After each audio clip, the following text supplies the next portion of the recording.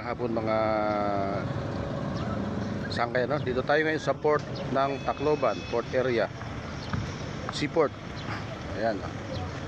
So makikita nyo po yung mga bangka nakadaong na. Ito po yung mga mangingisda. Ito padaong na sila, ayun, no? Padaong na yung isda, ay may isda, hindi yung isda. Ayan, no? So ang ganda nito, magandang tambayan ito sa hapon. May mga upuan dyan, may mga waiting area hanggang doon sa dulo. Ayan. Tapos sa bandang harapan na yan, sa likod niyan ay mayroong mga kainan, may mga bakery na malaki. Ayan mga guys, oh.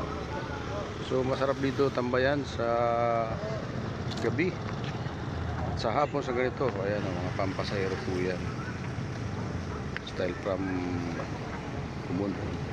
So mayroong barko doon na maliit, fishing boat. Ito po yung tinatawag sa Iwan na barangay, Tulay. Yan, Tulay yan. Diyan po nadaog dati ang mga barko mong biyaheng Tacloban. Subalit sa ngayon wala na, kasi lumubog na yung mga maliliit na barko. So yan, maraming isda po yan. Isda po yan, binubuhat nila. Nakatayangan dito mga guys. So yan, maraming malaking bangka dito na ito yung fishing boat. Ulit City. ano. 5 mil lang mo ibuhi. So kasi ang hanap buhay po dito ay talagang puro pangisda. Kaya ito, uwi na sila, tapos na sila magbinta ng isda. So marami pang magdadatingan. Ito pa. Ayan, bilis, oh. Ang bilis siya, oh.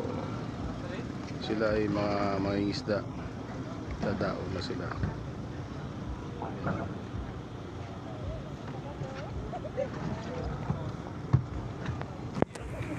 Ayan, itong ganitong kalaki ang pambot na gusto ko.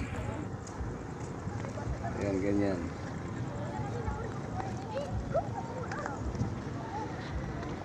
O kaya yung isang malaki na kulay green. Ayan, o. Kursunada ko yan mga guys, para hindi delikado sa dagat pagka kaway abutan ng malakas na hangin.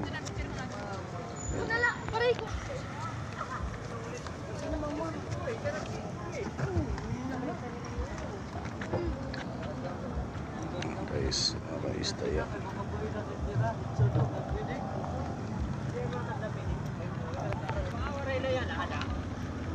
Yan guys, thank you for watching.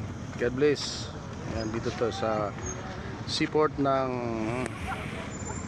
Giwan, Eastern Samar. Thank you for watching. God bless and bye-bye.